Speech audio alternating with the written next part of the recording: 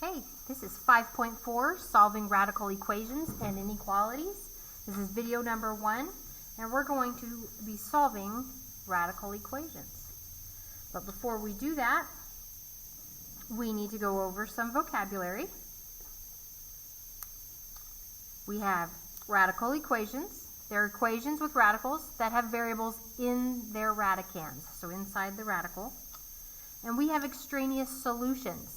These are solutions calculated algebraically that are not solutions to the original equation. So algebraically you get some answers, and these actually don't work if you plug them back in. So extraneous, think of extra solutions. Okay? Now we have some core concepts. Well, one core concept are the steps to solving radical equations. You always isolate the radical on one side if necessary. It may come already isolated. Then you raise each side of the equation to the same exponent to eliminate the radical and obtain a linear, quadratic, or other polynomial function. And then solve the resulting equation. And always check your solutions because you might have extraneous solutions. All right. Okay, so we're going to solve some radical equations. All right. So here I have 2 times the square root of x plus 1, and it equals 4. So step 1 was to isolate the radical. So I need to get this square root of x plus 1 all by itself. So I need to get this 2 to the other side. It is multiplying the radical, so I'm going to divide by 2. That leaves me with the square root of x plus 1 equals, and then 4 divided by 2 is 2. Now, to get rid of a square root, we are going to square it. You take it to whatever the power is of the index. And remember, if an index isn't written there, the index is 2. So I'm going to take this, I'm going to square it, and I'm going to square this side. So that leaves me over here with x plus 1. 2 squared is 4. And then we now just solve the linear equation that we have left. So I need to move this 1 to the other side, so I'm going to subtract. And I get that x equals 3. Okay, we should always check our solutions. Okay, so I'm going to do my little check here by plugging my answer into the original equation. So 2 times the square root of 3 plus 1 equals 4. Well, 2 times the square root of 4 equals 4. 2 times 2 equals 4, and that is true.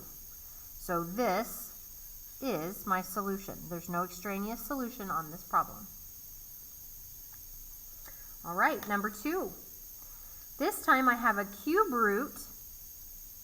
Then outside the cube root, I'm subtracting 1, and it equals 2. So I need to get this cube root all by itself. So I'm going to add 1 to both sides. So I have the cube root of 2x minus 9 equals 3. Now I've isolated my radical. So now I need to take both sides to the power of whatever the index is. So this is index 3, so I'm going to take that and cube it, and that and cube it. So on the left side, my radical and the power goes away there, so I end up with 2x minus 9. 3 cubed is 27. Okay, again, I have a linear equation, so I'm going to solve getting x all by itself. So add 9 to both sides. 2x is going to equal 36. Get x by itself, so we're going to divide by 2, and I get that x is 18. So before I say that's my answer, we need to check our solution. I'm going to plug 18 back into my equation. So I have the cube root of 2 times 18 minus 9, and minus 1 equals 2. Okay, so the cube root, 2 times 18 is 36 minus 9, and minus 1 equals 2. Simplify the radicand again. 36 minus 9 is 27. Minus 1 equals 2. Cube root of 27 is 3. Minus 1 equals 2. And that is true. So 18 is my answer. I have no extraneous solutions. If my answer is extraneous and I have no other values of x that I algebraically calculated, then I would have no solution. But in this case, I don't have an extraneous solution, so I'm good. All right, let's go on to number 3. Okay, this time it's looking a little bigger here, but my radical is all by itself. It is isolated on the right side.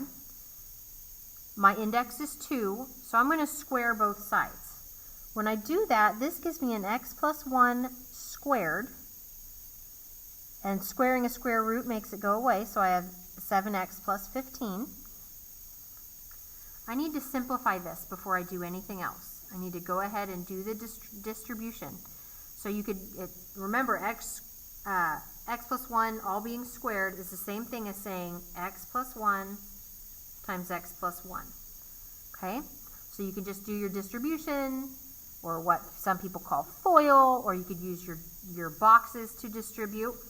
But you'll end up getting x squared plus 2x plus 1. Then that's going to equal 7x plus 15. All right, so now I have a quadratic, because I have an x squared, and I need to solve for x. So I need to get, since it's a quadratic, I'm going to get everything to one side. Okay, so I'm going to move this 7x and this 15. So I'm going to subtract 7x and subtract the 15 to both sides. That makes them cancel on this side, so this side equals 0. Then I have x squared minus 5x minus 14 equals 0. Now I have a quadratic. I could do the quadratic formula to solve. You could complete the square. You could factor. Okay, this one does factor. So if I take x minus 7 times x plus 2 equals 0, negative 7 plus 2 equals negative 5, and negative 7 times 2 equals negative 14. Okay? And then when we solve for x, we set each of these parentheses equal to 0, so I end up with x equals a positive 7 and a negative 2. Now we need to check both of these answers. Okay? So let's start off by checking positive 7. So x equals 7. So on the left side, I end up with a 7 plus 1. On the right side, I end up with square root of 7 times 7 plus 15. So let's simplify this. Left side becomes 8. The right side becomes 49 plus 15. So 8 equals the square root, I did that right, of 64. Square root of 64 is 8. So that worked out. I know 7 is an answer. So now we need to check x equals negative 2. Plug it in. I get negative 2 plus 1 equals, whoops, let's move it up. I'm losing things here. Square root of 7 times negative 2 plus 15. So I get negative 1 equals the square root of negative 14 plus 15. And right here, I could stop. A square root does not equal a negative. But in case you're not sure at this point, keep it going to simplify, and I get the square root of 1 equaling negative 1. And that's not true. Square root of 1 equals 1. So that is not going to work. This is my extraneous solution. So my actual answer is just the x plus or equals 7. Okay, number 4. Now I cannot isolate a radical all by itself. Okay, I have 1 on each side, and then I have this plus 1. So I just have to take both sides to the power of my index. My index is 2. So I'm going to square this whole thing, and I'm going to square this whole thing. Okay, so this side is kind of like a binomial, okay? Think of the first term as a square root of x plus 2 and the second term as a 1, okay? So this is the same thing as saying square root of x plus 2, plus 1 times the square root of x plus 2 plus 1. If you multiply the first terms, this term times this term, we just get x plus 2. Then if I take the square root of x plus 2 times a 1, I get the square root of x plus 2. Okay, so I took this first term times both terms. Now I'm going to take the 1 times both terms, so really I'm just going to write this again. So I get plus square root of x plus 2 plus 1. Okay, that's the left side of my equation. When I square root the right side of the, or square the right side of the equation, the square root and the squared are inverses, so they cancel out, and I'm left with 3 minus x. So let's simplify some things here. We have some like terms. So I have an x out front. I have a 2 and a 1, so that's 3, and I'm just going to actually put that towards the end here. And inside I'll leave this square root. And there's 2 of the exact same one, so plus 2 times an x plus 2. And all of this equals a 3 minus x. All right, so we need to get things solved here. So I am going to try to get, now I only have one square root, so I can now get this square root all by itself. Okay, so I'm going to subtract x and subtract this 3. But I have to do it to this side too, so they cancel out on this side, and I'm left with 2 square root of x plus 2 equals, well, those cancel out and just leaves me with a negative 2x.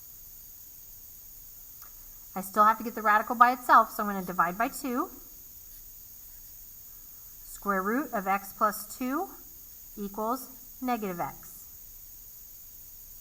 Now I've got the radical all by itself. Its index is 2, so I'm going to square both sides. Okay, so I end up with an x plus 2 equals negative x squared is the same thing as saying x squared. All right, so I have a quadratic. Let's get everything to one side. I'm going to subtract the x and the 2. So I get 0 equals x squared minus x minus 2. I'm going to kind of move this over and keep going here. So when I factor this, I get an x minus 2 times an x plus 1 equals 0, and that means x equals 2 and negative 1. Okay, well, don't forget, we've got to check both of our answers, okay? So if I check x equaling 2, I plug it into my original equation. I know I wrote some things around it, but that's okay. So I have square root of 2 plus 2 plus 1 equaling the square root of 3 minus 2. And we simplify. So I get the square root of 4 plus 1 equaling the square root of 1. So that's 2 plus 1 equaling 1. Well, 3 does not equal 1. So x equaling 2 cannot work. That's an extraneous solution. Okay? So now let's check our x equaling negative 1.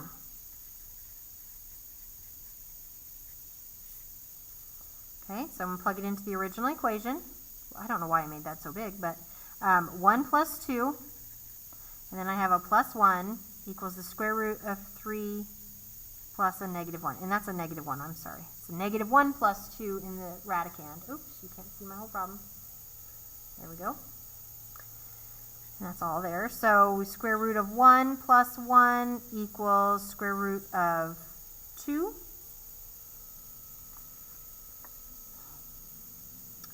Actually, I'm sorry. Where's my original? Oh, it was minus a negative. I had this wrong. This is a minus. Sorry, so this is 4. I knew something didn't look right. I'm human. All right, square root of 1 is 1, so I have 1 plus 1. Square root of 4 is 2. 2 equals 2. So that's true. So negative 1 is a solution. 2 is an extraneous solution. All right, so for solving the radical equations of 5 and 6, they look a little different. This time they're to a fraction power, okay? Don't forget that it being as a fraction power is the same thing as saying it's to the power of 3 and the root of 4, okay? So we're going to treat it the same as we did as if we just had the radical. I need this to be all by itself. So I need to get rid of this 2. So I'm going to subtract the 2 to the other side. So that leaves me with the 2x to the 3/4 power equals 8. Okay? Now I need to get rid of the 3/4 power. Okay? Now remember, that's the power of 3. So that means the root of 3 eliminates that. And that's a root of 4. That 4 is the index. Okay? So it's a root of 4. So a power of 4 gets rid of this. So what you do is you take both sides times the reciprocal, or to the power of that reciprocal. Whoops, and I wrote it wrong. 4/3. I just flip it and take it to that power. So then these will cancel out and leave me with 2x. And this leaves me with 8 to the 4/3. All right. Now we need to find what 8 to the 4/3 is before we can simplify more. So remember, that's the cube root of 8 to the 4th power. Or you could say it's 8 to the 4th power to the then to the 3rd root. But I like to do the root first because it gets a nice small number. Okay, so that's 2 to the 4th power, and that's 16. Okay, so I have 2x equals 16. Okay, to get 2 by itself, I'm going to divide by 2. And I get that x is 8. Okay, so we need to check our answer.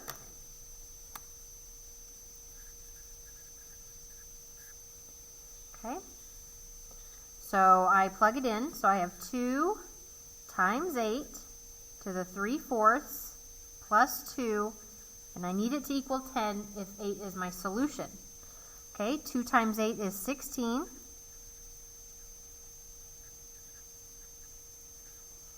Okay, so I want to take the 4th root of 16. Okay, and that's 2. And then I have 2 cubed still. Plus 2 equals 10. 2 cubed is, I'm going to write it over here, sorry, I kind of ran out of room, is 8 plus 2, and that does equal 10. So this checked out. 8 is our solution. We have no extraneous solutions. Okay, so for number 6. Okay, it's already all by itself. Okay, I don't need to move anything to the other side to get the radical by itself, or in this case, the power of the fraction. Okay, but to get rid of this, I multiply both sides by its reciprocal, so that'd be 2 over 1, or 2. I'm going to square both sides, because the 1/2 power is the same thing as saying square root. So the half power and the 2 multiplied together is 1, so it leaves me with an x plus 30. And this side leaves me with x squared. So now I have a quadratic that I need to solve.